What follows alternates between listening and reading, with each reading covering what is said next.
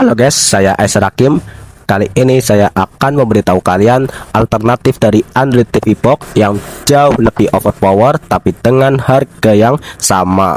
Nah, kita singkirin dulu Android TV Box-nya dan kita langsung ke unit alternatifnya. Dan ini dia unit alternatifnya. Ini adalah Samsung S8. Kenapa Samsung S8 bang?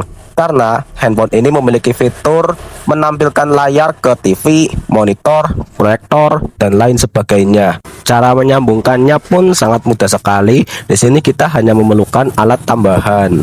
Untuk alat tambahannya yaitu alat yang bisa menghubungkan colokan HDMI ke port Type-C handphone.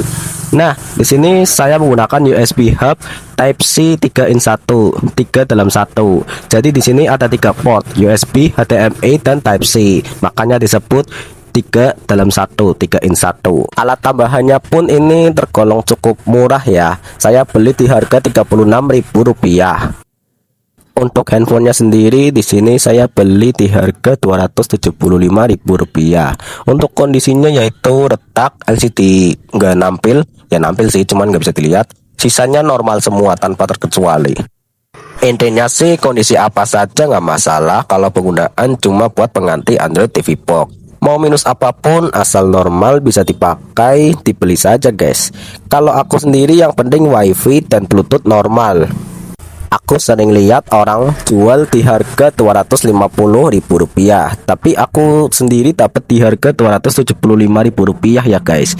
Unitku sendiri minus LCD doang, sisanya normal semua tanpa terkecuali. Untuk cara penggunaannya di sini gampang sekali ya guys. Di sini kita tidak memerlukan LCD sama sekali. Pertama kita colokkan kabel HDMI ke konverternya. Selanjutnya kita colokkan kabel Type-C alatnya ini ke konektor Type-C handphonenya ya guys. Kita colokkan seperti ini ya. Nah, seperti ini. Langkah terakhir di sini kita tinggal colokkan ujung kabel HDMI satunya lagi ini ke proyektor, TV, monitor, dan lain sebagainya. Kita colokkan seperti ini ya guys. Colokkan sampai tertancap. Selanjutnya di sini kita ubah mode proyektornya menjadi mode HDMI ya. Nah, di sini sudah masuk mode HDMI. Jika sudah masuk ke mode HDMI, kita beralih ke handphonenya ya guys. Nah, pada handphonenya di sini kita tekan tombol power. Oh ya, tombol yang ada di dekat tombol volume ini, tombol kecil yang berada di dekat tombol volume ini bukan tombol power, tapi tombol Bixby. Semacam Google Assistant tapi punyanya Samsung ya. Tombol Bixby. Nah, tombol powernya ada di sini, terpisah sendiri. Selanjutnya di sini kalian tinggal tekan tombol power handphonenya sampai handphonenya menyala.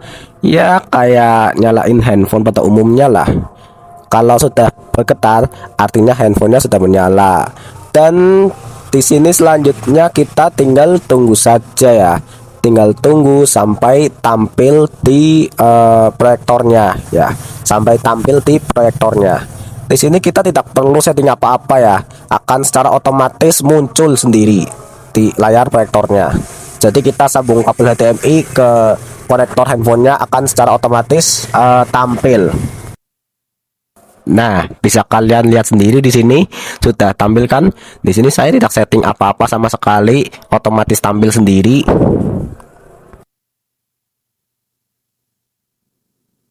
Sebelum kita lanjut ke handphonenya, pertama di sini saya akan menjelaskan terlebih dahulu apa sih perbedaan MHL dan HDMI alternate mode.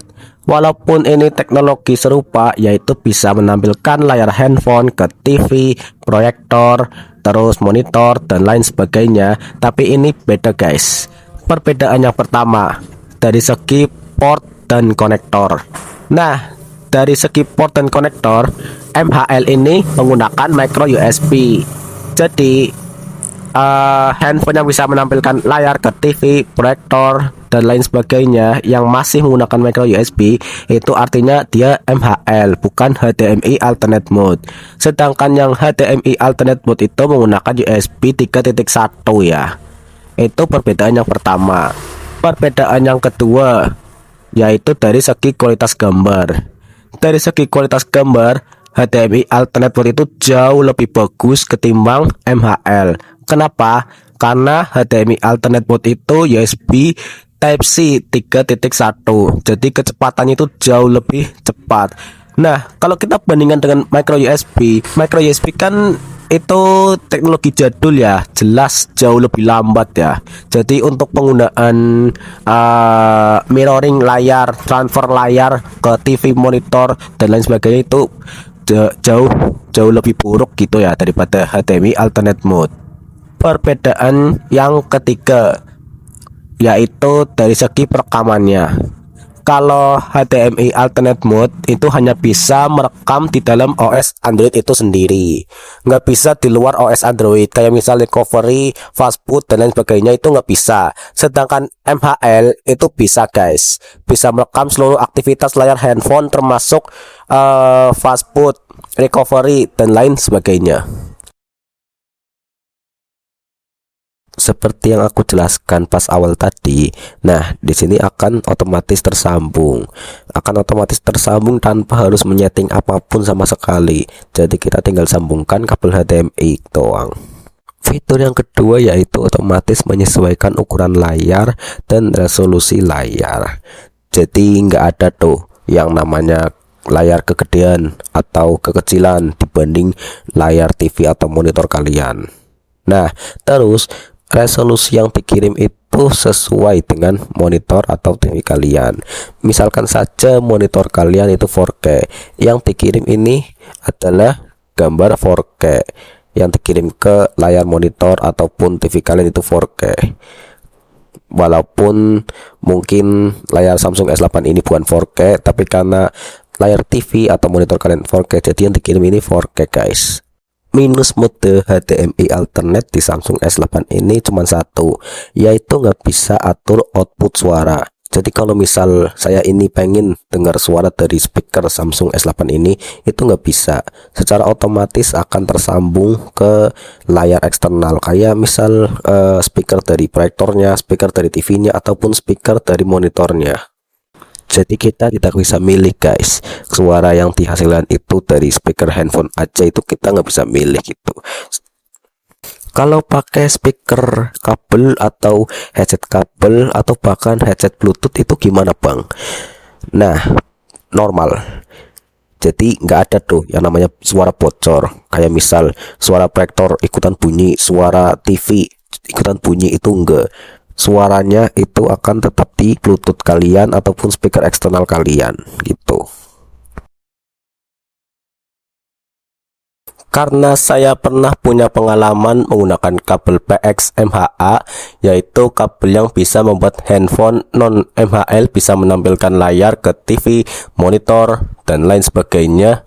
Itu saya punya pengalaman buruk, yaitu delay guys. Nah, jadi di sini saya akan membahas delay-nya. Untuk Samsung S8 ini sendiri, saya merasa tidak memiliki delay sama sekali. Kalaupun ada, saya tidak merasakannya sama sekali guys. Jadi untuk delay aman lah. Kalau kalian tanya soal fitur di mode mobil ini, ya kayak handphone pada umumnya lah. Kalian kan sering pegang handphone kan? Nah, untuk fiturnya seperti itu, nggak ada perbedaannya sama sekali guys. Kalau kalian punya Samsung, mungkin kalian akan lebih mengenali fitur-fitur di mode mobile ini. Minus yang akan kalian temui pada mode mobile di Samsung S8 ini yaitu tampilan layar saat landscape itu tidak full screen. Jadi semacam ada dagu dan dahi hitam gitu. Nah, kalau pada saat mode mobile sebelumnya, kalau kita landscape itu tampilannya nggak full screen, nggak full layar dari proyektornya atau TV-nya atau monitornya. Sedangkan kalau di mode teksnya ini full screen guys, ini penuh, nggak ada dagu hitam, nggak ada dahi hitam, nggak ada area hitam lah pokoknya ya. Nah, kalau kalian nggak percaya ini nggak ada dagu hitam, dahi hitam, kita cek ya nih, saya ke mode Android dari proyektornya ya. Nah, tuh kalian bisa lihat sendiri ya, atasnya, bawahnya, kanannya, kirinya. Ya, di sini ganti lagi ya. Nah, tuh kalian bisa lihat sendiri, nggak jadi mengecil, nggak jadi membesar juga. Ini ukurannya sudah pas di Samsung S8 ini. Nah, ini Samsung DeX-nya nggak secara otomatis aktif dan beralih ke mode Samsung DeX saat kabel HDMI terhubung. Jadi kita cuman bisa pakai cara manual, yaitu dengan melalui notifikasi ya, seperti ini. Lalu kita klik notifikasinya dan akan beralih ke mode Samsung DeX. Itu minusnya yang pertama. Minus yang kedua yaitu tidak ada tombol restart shutdown di Samsung DeX ini. Nah, jadi kalau mau restart itu harus ke mode mobile terlebih dahulu. Bisa kalian lihat di sini nggak ada tombol power dan restart. Biasanya itu di sini guys, tapi ini nggak ada. Bisa kalian lihat kan? Nah, jadi kalau kalian mau matiin handphonenya, kalian harus ke mode mobile terlebih dahulu. Caranya dengan melalui notifikasi ya, ini ya. Notifikasinya ada di bawah ini, di titik 3, di segitiga lah atau apalah, pokoknya di bawah. Minus Samsung DeX yang terakhir yaitu UI-nya dan user experience-nya. Kalau kalian nggak terbiasa memakai komputer Windows ya, OS Windows, kalian pasti merasa kalau ini sangat susah ya. Tapi padahal ya enggak sih.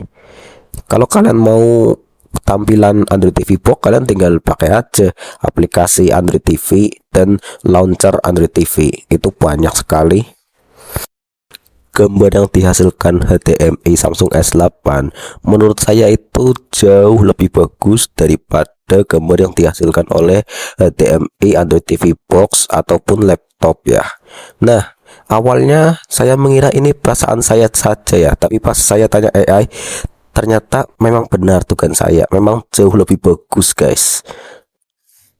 Bahkan AI jelasin secara rinci loh guys. Nah, kalian tinggal ikuti saja perintah ini, tinggal kasihkan ke AI. Nah, AI akan otomatis merincikannya. Video yang disupport Samsung S8 ini apa saja bang? Nah, video yang disupport Samsung S8 ini benar-benar banyak banget, hampir semuanya support malah. Nah, bahkan ya anime interpolation yang saya interpolasi dari 23 fps ke 75 fps bisa jalan loh guys. Padahal pas saya coba di Android TV Box itu macet-macet guys, video 75 fps nya ini. Kesimpulannya sendiri menurut abang itu gimana bang? Kesimpulannya menurut aku yaitu harga sama, tapi soal fitur, kualitas gambar, dan performa itu jauh lebih baik guys. Semua fitur yang Android TV Box punya sudah pasti ada di Samsung S8 ini guys. Kenapa begitu bang? Karena secara harfiah OS-nya ini sama aja guys, sama plek ketiplek, nggak ada bedanya. Cuma beda di arsitektur doang bro. Bahkan Samsung S8 ini support app-nya jauh lebih baik ketimbang Android TV Box. Kenapa? Ya karena tadi arsitekturnya, arsitektur Samsung S8 ini jauh lebih bagus guys. Benar-benar jauh banget perbandingannya, kayak langit dan bumi guys. Kalau secara user experience itu gimana bang? Kalau menurutku bagi yang terbiasa memegang komputer Windows, mungkin merasa kalau ini simple dan B aja gitu. Nah, kalau bandingin dengan Android TV Box, ya aku akui Android TV Box itu penampilannya jauh lebih simple dan kita tidak perlu setting apapun itu biar jadi simple gitu, enggak. Kalau Samsung S8 ini kan biar penampilannya ini simple kayak Android TV Box itu kan harus kita setting-setting terlebih dahulu gitu. Jadi ya gampangannya secara user experience mungkin jauh lebih simple Android TV Box mungkin ya. Tapi kalau yang terbiasa menggunakan Windows mungkin itu beda cerita lagi. Mungkin mereka akan menganggap kalau Android TV Box itu ribet mungkin ya. Kalau secara performa itu gimana bang? Guys, kalian tuh ngelawak guys. Android TV Box itu buat diinstal banyak aplikasi aja itu sudah keteteran guys. Nah, Samsung S8 ini jangankan kalian install banyak aplikasi, kalian main ML, Genshin, rata kiri aja masih sanggup guys. Bahkan rata tengah harusnya masih sanggup Genshin guys.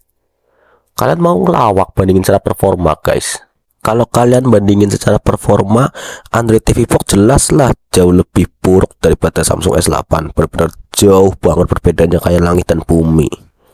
Terakhir, yaitu secara kualitas gambar. Nah, kalau kita bandingin secara kualitas gambar, HDMI Samsung S8 ini jauh lebih bagus daripada HDMI Android TV Box, guys. Seperti yang saya jelaskan sebelumnya, dan AI pun juga bilang seperti itu, guys. Intinya sih ini benar-benar bagus untuk sebagai alternatif ataupun pengganti Android TV Box. Jauh lebih bagus ya, jauh lebih baik, itu menurut saya ya. Mungkin sekian review dari saya akhiri. Saya Aisyah Hakim, sampai jumpa di video berikutnya. Bye.